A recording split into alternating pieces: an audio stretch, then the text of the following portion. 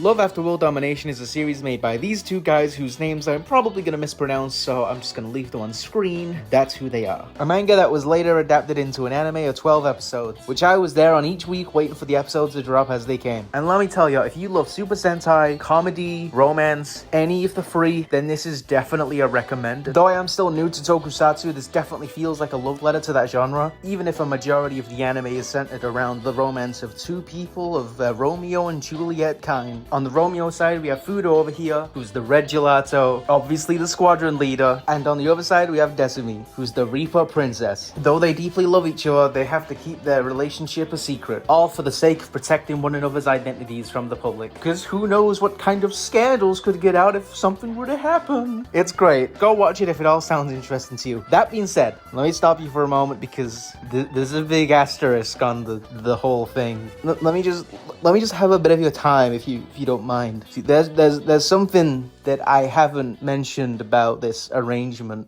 So let's get into it, shall we?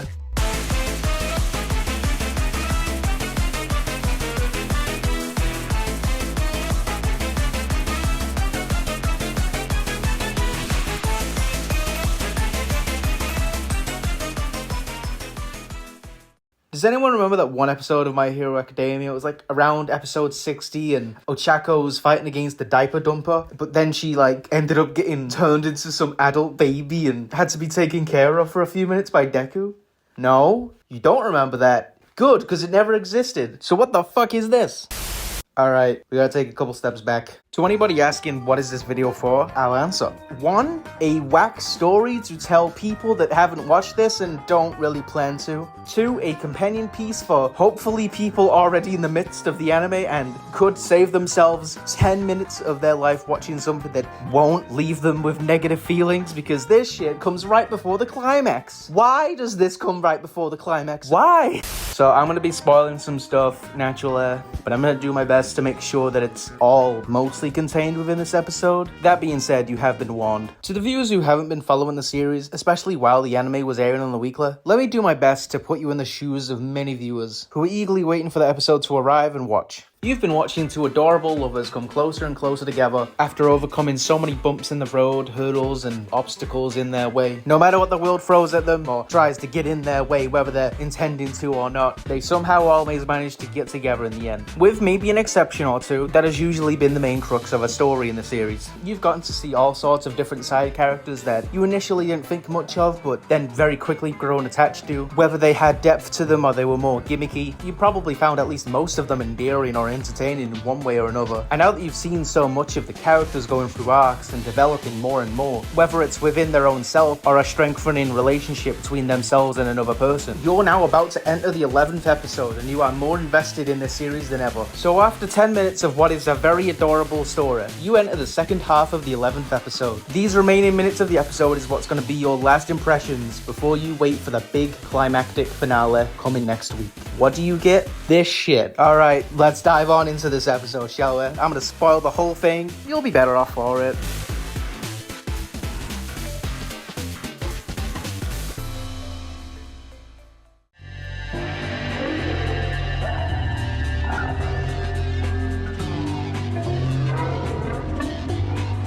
So, following the intermission card, which should be your cue to get out of this episode before it's too late, the opening scene of the next story starts off deceivingly innocent. The gelatos are fighting against the geckos, however, failing to do so as they're both immobilized with how much snow there is. Meanwhile, throughout this weather, Desumi and Fudo are just hanging out in some igloo not far off. Fudo and Desumi just having a great old time drinking coffee and talking to one another. It's cute. After a laugh, Fudo brings up a project that he's been working on for a while now. Whatever could that be? His book, of course. What do you mean, his book? Don't you remember? I think it's reasonable for me to make the assumption that most people are probably not even gonna realize, oh right, that thing. Because it was an offhand line all the way back in episode 2, and for manga readers, all the way back in chapter 3, where he just kind of asks, hey, what do you think the strongest insect would be if they were really huge? So for those paying close attention to the individual lines, it's a nice reward. And while I'm talking about this, I gotta say, I don't like the book design in the anime. I get that the idea is that Fudo's probably a bit out of touch and he doesn't know what good graphic design is, but something's just so childishly endearing about the original manga book that he made, whereas the anime version is just a visual eyesore. Maybe some people will find it funny. I look at this and it's like, oh, that actually hurts to look at. I guess that's the point. It's a small thing. I'm nitpicking. Let's get on with the episode. So now that Fudo's gotten his book published, he's made plans to do a signing at the local bookstore. And he wants Desami to swing on by, hang out, and support him. And she's more than happy to. You can count on it. I'll come even if it kills me.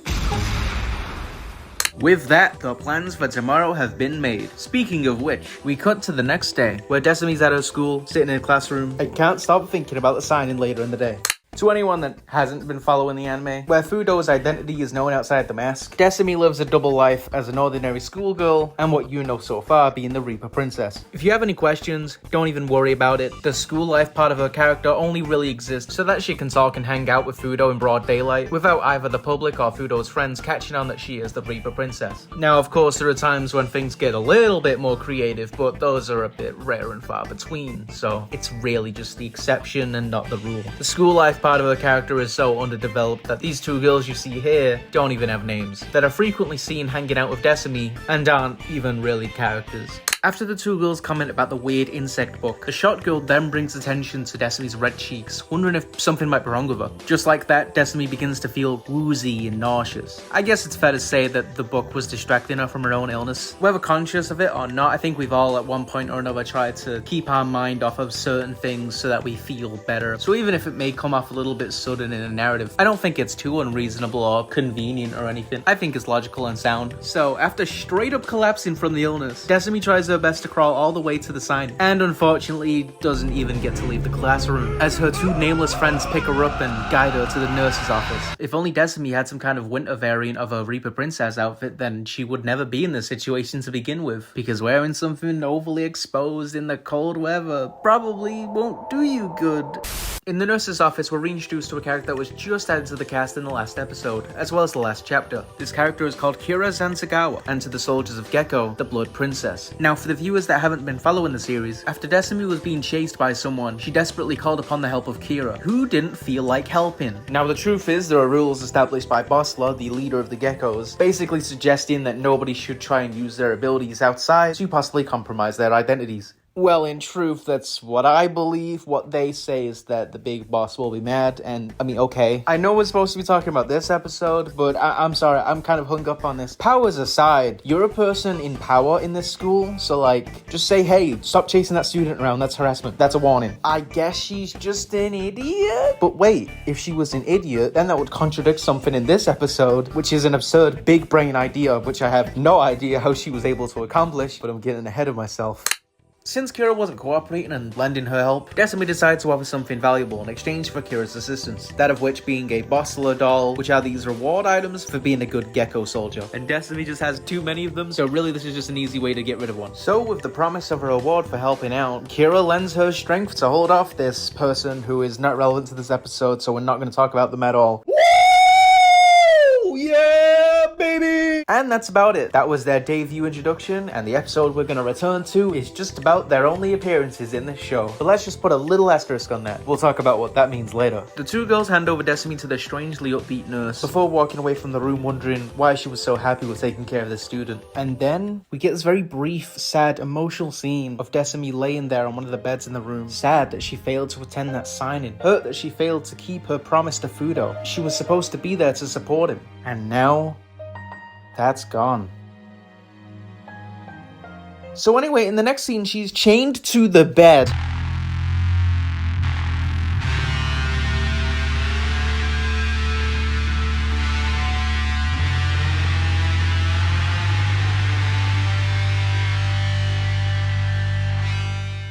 So we're finally here. We've made it to the worst part of the whole anime. After Desami wakes up finding herself chained to the bed, Kira reveals herself from the surrounding curtains. Don't worry, I'll take extra good care of you, love. Let's get you changed now, shall we, Reaper dear? You'll feel so much better.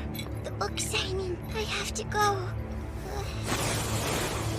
Why are you doing this to me? Now, stay still. Would you stop it? I don't have time for this. You're so strong that you hardly ever get hurt, so I haven't had the chance to pamper you or nurse you back to health even once. But that's alright, cause Mommy's gonna take extra good care of you now. Anything but that.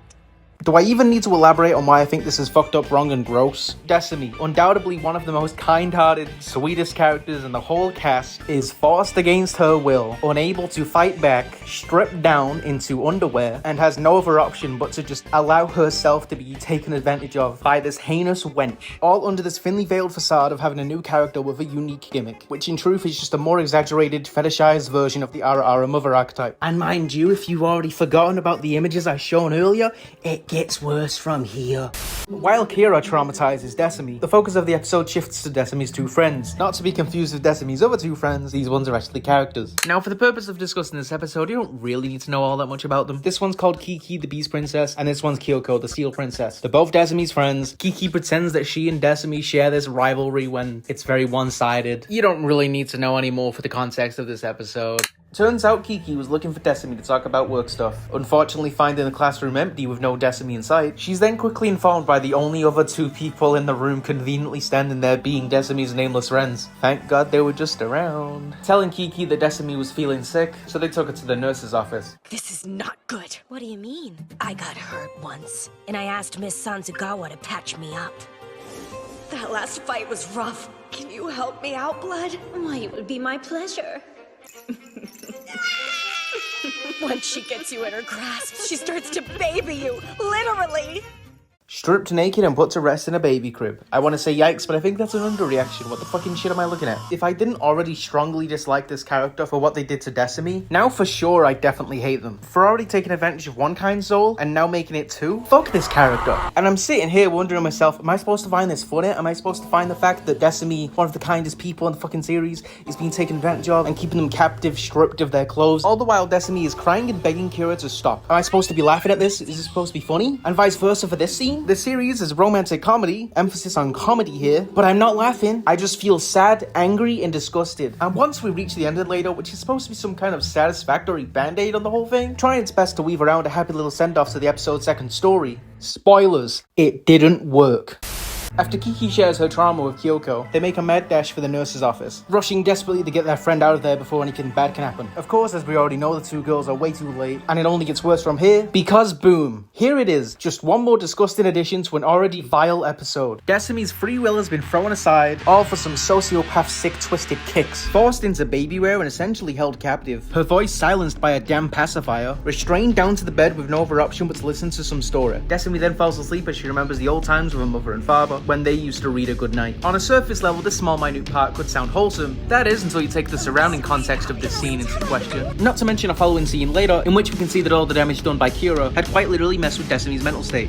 When I was watching this episode for the first time, I was having fun. Then the second half came around, and it started off pretty alright. Then this scene and the next ruined my mood, and this fucking killed it. This single shot, followed by the next one, entirely threw off a point of my review score, and forever tainted my ability to recommend this show to anyone. If I ever brought this up in a conversation, I'd have to say, yeah, skip this part of the episode, or just skip it entirely. Because under any circumstance that someone gets attached to these characters, I don't think they want to see this shit. For a lot of people, they thought this was fucked, and I can't blame them.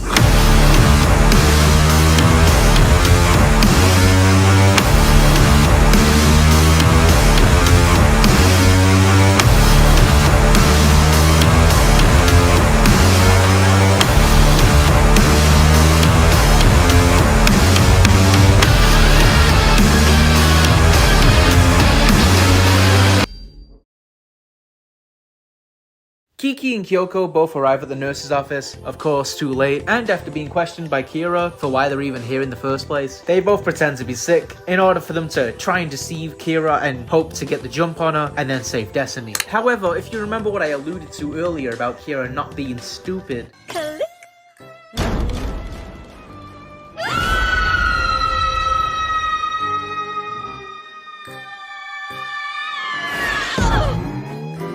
What the fuck? turns out this ridiculous trap manages to drop both Kiki and Kyoko into some kind of evil basement nursery. All of course designed by Kira, who then promptly makes her appearance. I guess she has teleportation, because how did she end up down there so fast? Did she just drop down another hole that was just placed a little bit further away? Okay, I know I'm nitpicking a bit too much, but I'm just trying to have some fun because nitpicking can be fun. Look, I want to just distract myself with something mildly funny to talk about before I have to complain about the other shit that happens later on. And by the way, I'm still not done nitpicking. I have no idea how any of this was built. Like, I just know that people watching this without any context would assume that Gecko happened to own the school or something, but that's not it. It's just one big coincidence that a bunch of Gecko soldiers go to this school. How was this entire thing made without anyone noticing? I don't know, and I don't even think the writer gave that much of a shit. Kiki and Kyoko are both trapped down here with Kira, and the scene ends with their screams. The scene then transitions to Fudo sneaking around the school. I know you're probably wondering how and why. How? Well, I'm assuming he probably broke into the building. JK, he's a good sport. I don't know, he must have found an open window. Why he's here? Well, I left out a little detail for the sake of trying to be comedic earlier. During that scene of Decimi on the bed falling unconscious, she managed to slip a message by and get to Fudo, presumably to alert him of her location and maybe that she wouldn't make it to the signing. Big emphasis on presumably because I translated the text message that Fudo gets and it's not even a text message, it's just a notification saying that there is new information, which I'm going to assume just means there's a new message. All of this, by the way, doesn't matter if you're reading the manga because it doesn't even happen there. Fudo just decides to check the school to see if he can find Decimi, and lucky him because there she is. They're reunited! And now Decimi has the mental intelligence of a fucking toddler. Will you read me a story? Just one more, pretty please. Just when it seemed like all of the bad shit was over. Fuck's sake. Alright, before we continue on, I just need to take a few steps back to complain about one more thing. I am fully aware that I'm making this look worse than it really is, but I don't want to look at this while I'm editing it. For whatever reason, the animators decided to change Decimi's position to a more exposed pose. I don't know any other better words at this moment, so I'm just gonna go with that. And it just makes me ask why. Like, it wasn't any better in the manga, but it wasn't this bad. And it's not like the anime hasn't gone out of its way to make some improvements beyond the other things I've mentioned besides that book, you know. For an example, they gave Decimi clothes, which, I mean, at least she's not naked, like in the manga. Although, then again, they could have gave Kiki clothes. But they just went out of their way to make this worse. I want to talk more about this and a few other things, but I want to save that for the conclusion part of the video. As much as I want to go on a tangent here, I want to make sure I can keep a lot of things all together so it's not all over the place. So hang on tight, we're almost there. Fudo is completely shocked by what he's looking at, and honestly, I can't blame him.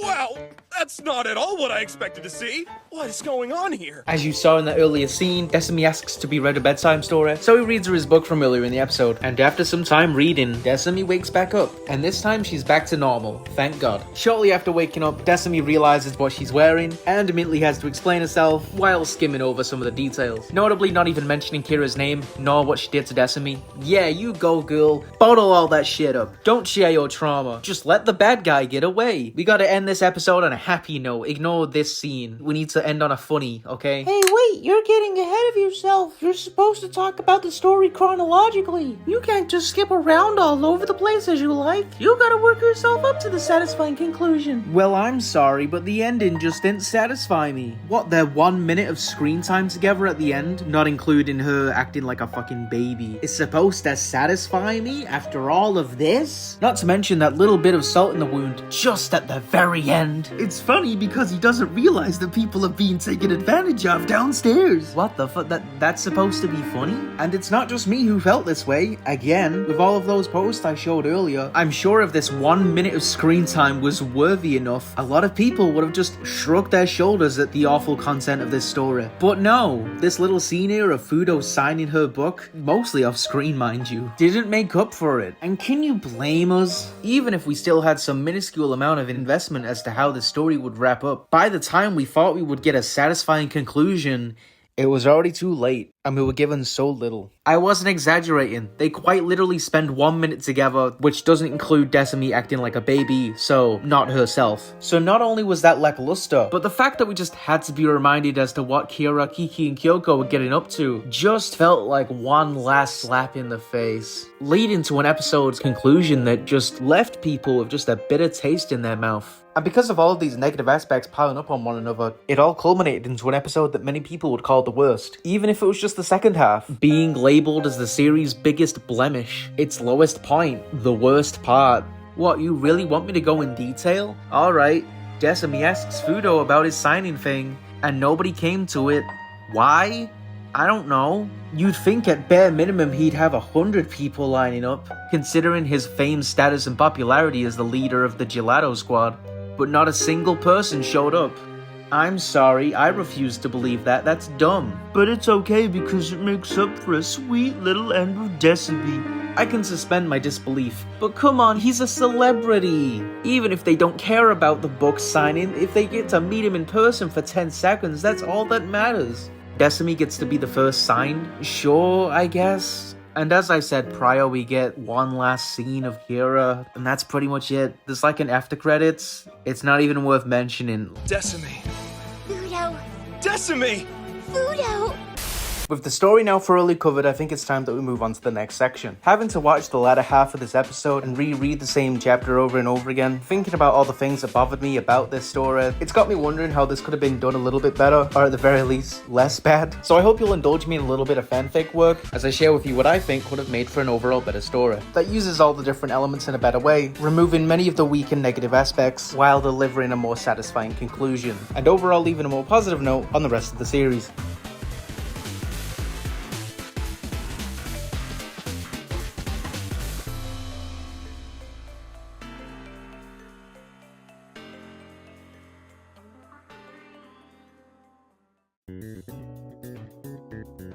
To begin this, I just want to preface that I won't be including the opening scene. Genuinely, it's fine as it is. Just trying to retell the same scene, but with an inferior presentation, it just feels wrong to me. So for context, for future reference, just kind of scroll back to that part of the video and listen to what happens. So I'm going to leave it as is and just move along from it. The only thing I would change, FYI, is that book. Like, come on. But from this point on, the story takes a different direction. What you're about to see is one day of brainstorming, 1 week of writing, and some voice work from 2 of my friends. And also me. By no means is this supposed to rival or replace a full televised, studio-made animation. This is just something I wanted to do as both a creative experiment, but to also hypothetically offer some kind of option for anybody that might have wanted a slightly less offensive episode. So please keep your expectations a little bit in check. I'm not coming at this with some kind of high and mighty authority. And with that, I hope you enjoy my version of the story events.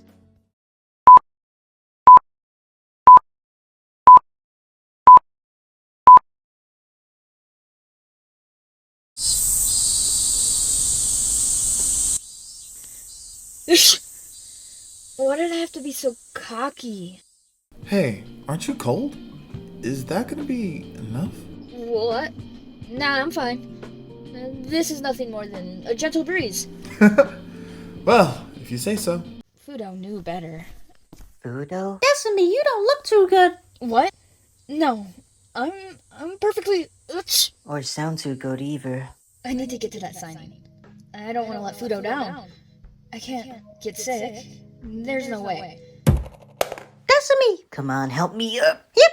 Sorry, Decimi, but we're taking you to the nurse's office right away! Just what I was gonna say. Thank you, dearies, but no staying. Wouldn't want the rest of the school catching this now, would we? Leave me and her be. I hope she'll be okay. Same here. Where is she? Where is she? Where is she? I'm sure she'd be at least near the front, but there's no Decimi in sight. Did I say something wrong yesterday?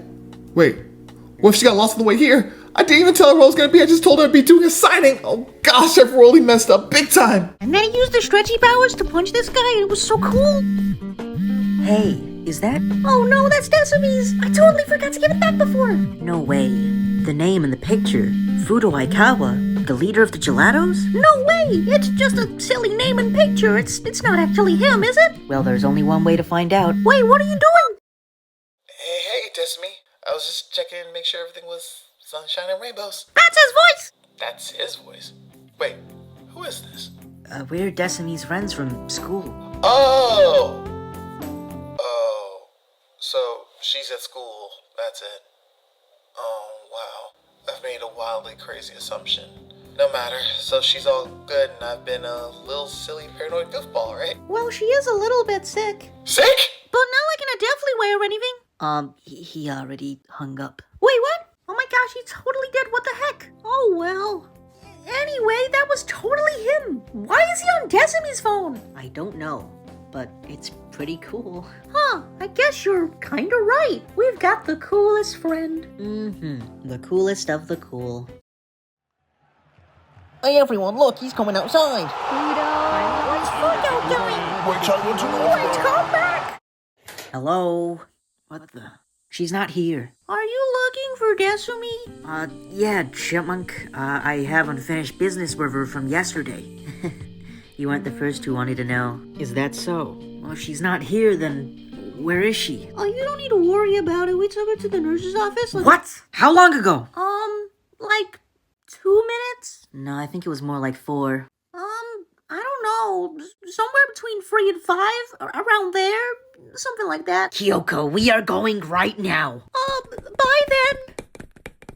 Hey, do you get the feeling we're screwing up quite a lot today? I feel like we're making problems. Huh? I don't know. Kinda seems like we're just doing the right thing. I don't know. This is the most I've ever felt involved with anything, and I don't think I'm doing a good job. Honestly, same here. I don't know what's going on, but I hope all of this somehow works out in the end. Whatever this even is. I don't know. Well, we gotta do something. It sounded like Fudo was in a hurry after he heard me say that Desumi was sick, so maybe he's on his way here. That'd be ridiculous. Well, the school day is gonna end soon, and I want Fudo to get here, so I'm gonna go bother a teacher. Wait, what? I don't know why Fudo's on Destiny's phone or what they have with one another, but whatever it is, I hope we're doing the right thing for both of them here. Why are we running? Of course you wouldn't know. You haven't been sick like I have. If Kira Zanzagawa was the one in the nurse's office today, and if Desumi's so ill she has to be taken under her care, then Desumi will meet a fate just like mine. Only I got lucky. I'm gonna tell you what's going on, but I'm gonna need you to take this seriously. Kira's scheming behind all the girls at Gecko, waiting for them to get sick, so she can dress her patients up in cosplay. Why did I remember when I was sick, I felt like I could almost fall over. I was so dizzy. I came to Zanzagawa asking for help, and she put me in this false sense of security. Before I knew it, she pulled out a maid dress. I couldn't do anything, but at that moment, Bossler rang. With the last bit of strength I had while her back was turned to talk to that man, I made my escape. I don't think anything's happened to the other members of Gecko, but I'm not gonna let Desumi be the first. We gotta stop her before any of that happens. Why didn't you mention this sooner? Because I was afraid, okay? But because this is happening to Desumi, well, I gotta be strong for my friend. Rival. Like what happened to me, today we're gonna be that lucky call from Bossler. Except we're her friends. I mean rivals. I mean, you know. Right.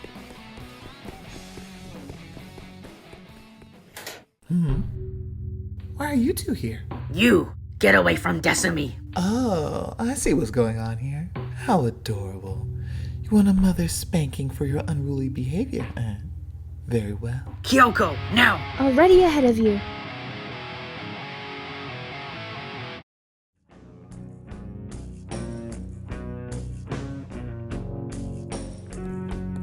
Oh my! I told you! See? It's him! Whoa. Is she still inside? Well, we haven't seen her leave the building yet, so I imagine... Someone's still inside! Whoa! Desumi! That was so awesome! Hang in there! Desumi!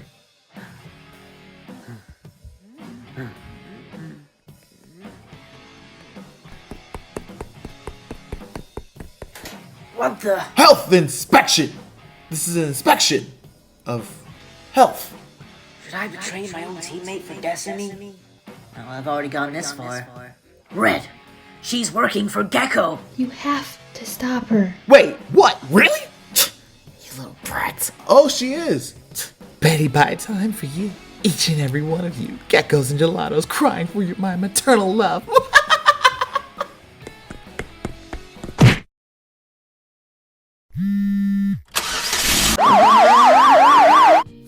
Well, this wasn't expected in the slightest. Yet you arrived in your suit? Either way, I owe you one, Red. Maybe you aren't a total... Huh? Total what? Weird. Fudo? Am I dreaming? Destiny, are you alright? Me? What? Why are you here? And you know what? I'm not even gonna question what happened here. You should be at your signing. For your fans. I got so worried and I wanted to make sure you were doing alright. What's so funny? It's just... It's nice to feel cared for like this, you know? I bet this is how you felt when you weren't feeling great. Maybe a little. Well, after sleeping a few hours too long by the looks of it, I'm feeling actually rather well. Especially with you around to cheer me up. Maybe, if it's not too late to get back to your signing. Together this time? Why not?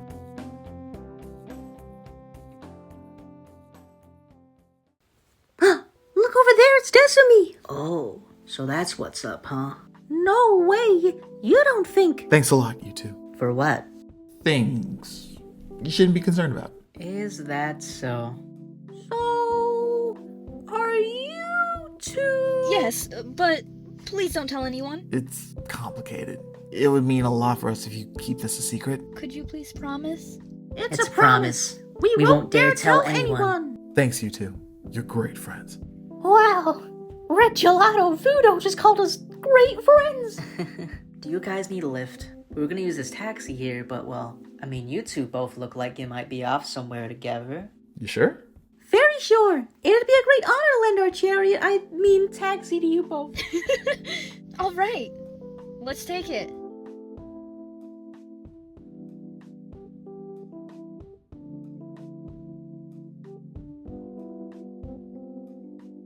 I know there's a line, but... No, please. It would mean infinitely more to me to see this.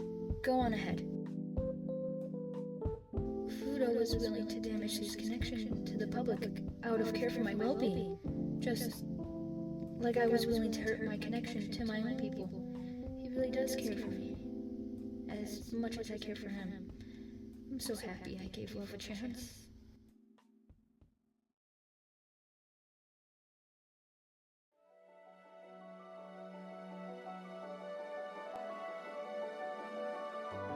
If you didn't skip over the last segment to reach this point, I'd like to give my thanks. Whether you thought it was better or perhaps even worse than the original work, I hope it at least provided you with entertainment. But regardless of that, just thanks for sticking with me so far to this point. If you have any of your own personal rewrites, feel free to share them below. I'd be happy to read them. By extension, I'd like to read your comments below, whether they're related to the sole episode or the whole series even.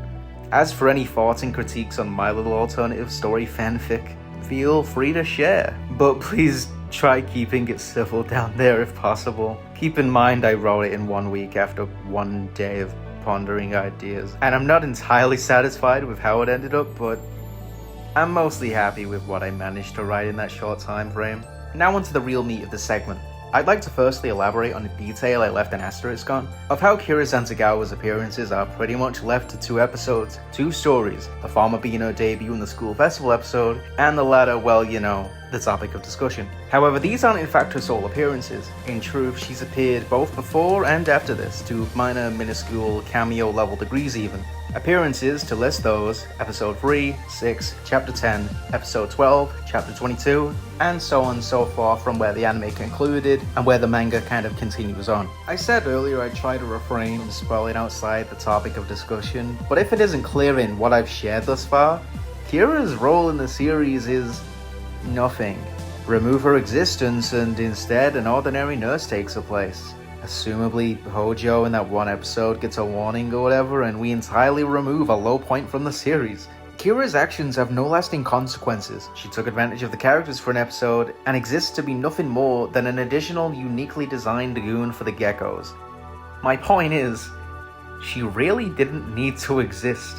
Now, something I assume could be an argument made, being typed away if not already, then after this video's over, the topic of fan service. Just so everyone's on page here with what I mean by fan service, here's an Urban Dictionary post to catch you up to speed. I hope this helps. This is what most people know fan service as, I assume, and hope you learned something. With that out of the way, I'm guessing that some of you will say something along the lines of, "It's a fan service show. There's plenty of episodes that are suggestive and sexually natured before this. You're complaining about one instance of a reoccurring element. To that I say, no. Please let me try to explain myself. I don't deny that the show has its suggestive fan servicey moments. The thing is, up until this point, those moments have been explicitly done in either comedic or romantic cutesy ways for its two leads. For example, episode 3, Decimi needs to hide Fudo as fast as possible when his present company is seconds less even from being exposed to the Gecko soldiers, leading to quick but effective, albeit close contact positions. Episode 6, Decimi approaches Fudo in a swimsuit, and he, after looking her up, is flustered at the sight of her beauty. There's also... actually, I don't know. Sincerely. I'm struggling to come up with another example. I mean, the show's honestly pretty tame, suggestive at the most risque. Unless we're supposed to count every single instance Decimi's on screen in a battle outfit as fanservice. Quite frankly, unless we're grasping at straws, there's not really much of it at all throughout the series. Although I sense that more than anything I've spoke on in this video, this topic of fanservice could be a highly subjective opinion. I mean, personally, I think Decimi going through a montage of different activities to help her friend through a hard time is sweet, but another person could be sat there ogling over the fact that the characters are doing stretches and oh look, a one-piece swimsuit, giving little care to why that scene's happening in the first place. Regardless of what's what, please take into consideration those examples I gave compared to this episode where Decimi is sick, defenseless, taken advantage of by a grown woman who forcefully strips her and changes her into something greatly humiliating. No, I don't believe this at all is comparable. This is something else entirely to what came before. This came out of left field, and naturally, many people reacted with disgust. I mean, it wouldn't have been any better if it were closer to the beginning of the series, but the fact that this is so far back, literally right before the conclusion, it's deceptive. You trust the show, you've stuck with it for weeks, months even, and this is at the far back to sicken you right before the finish line.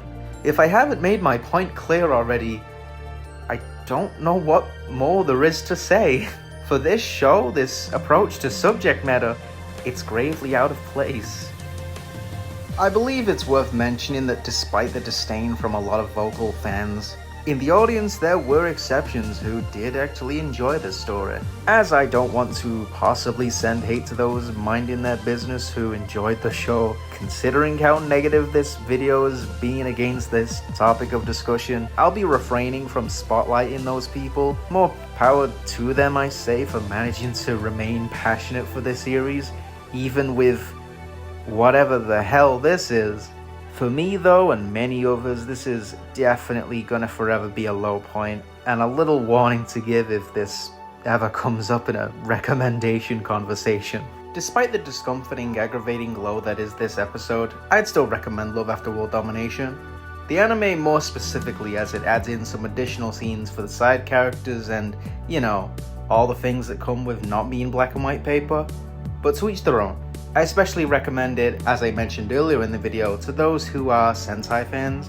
I'd be surprised if you hadn't already, considering how desperate a lot of you seem to be for an actual translation of the franchise from live action to anime form. Yet everything you seem to get is Sentai with a gimmick. For better or worse? I don't know, let me know what you think, Sentai fans, in the comments. Do you actually want the franchise to see anime, or are you like happy with them doing just like what ifs, you know?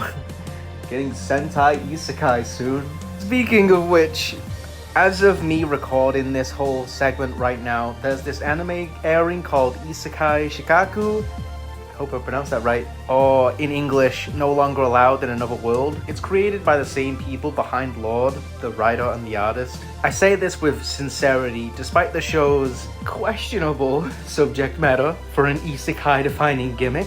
I genuinely think this is one of the best isekai out there. Definitely worth a check out. Its first episode personally doesn't set the strongest introduction, but give it a second or third episode watch and I'm sure you'll be in for the long run. At least I hope you'll be in for the long run. Having read 40 chapters of the manga myself, I can tell you it's a goodie, and it only gets better as it goes along. Well, I think I covered everything that I could on the topic of this questionable, whack low point of a series. If you want to show your support for me, consider dropping a like or subscribing. It really means a lot. Hopefully my next video won't take as long. This one suffered from some bad planning on my behalf and a nasty case of editor's block, but I'm happy I managed to get this out there before the year came to a close. I know I'm repeating myself here, but if you made it this far, thank you sincerely. I hope you've had a good time, and by extension, I hope you have a good day or night, depending on the time you finish this. With that, I'm DerpADuh, signing off. Hey, welcome to the outro segment. I'll try making this brief as I can. Firstly, I want to give thanks to my friends who helped lend their voices to some of the characters in my fanfic rewrite segment. For the voice behind Fudo, Laviarray, who runs a podcast that I feature on every so often. As for the voice behind Decimi and Kyoko, MDDBSF, who after hearing this, I'd really like to see start up her own content creation page of some sort. If you think the two did well, please share your praises below. Additionally, I want to give thanks to Keyboard Man for allowing me to use his Waiting for the Rain instrumental cover. Though I'm no fan of the anime it's featured in, man, I really like the song. The cover's so well done too. I love it. All links will be cited in the description below, along with every featured song used within this video. Of course, the previously mentioned cover being included there also. Go check out the creator's channel. There's a whole lot of great stuff there waiting to be heard. Now, an update on the future of this channel. Once this has uploaded, I'd like to make a few easy shorts, maybe 5 at most. A momentary change of pace from this longer video, which was stuck in editor's block, depression, developmental hell for what feels like a year. It might actually be a year, I actually haven't been keeping track at all. Anyway, after those 5 shorts or so release, whatever they may be, my next video will be on Goblin Slayer. Particularly focusing on one scene from season 1 that left me rather annoyed. Light spoiler, this one isn't going to be about some grotesque, discomforting mess such as this video. I'll certainly talk about what likely first came to mind if you're familiar with the aforementioned material, but I hope the topic of discussion I bring will be new and interesting to listen to. Big thanks for sticking around this long through the video. Wherever you are, viewer, be well. Whether it be day or night time for you, have a good one.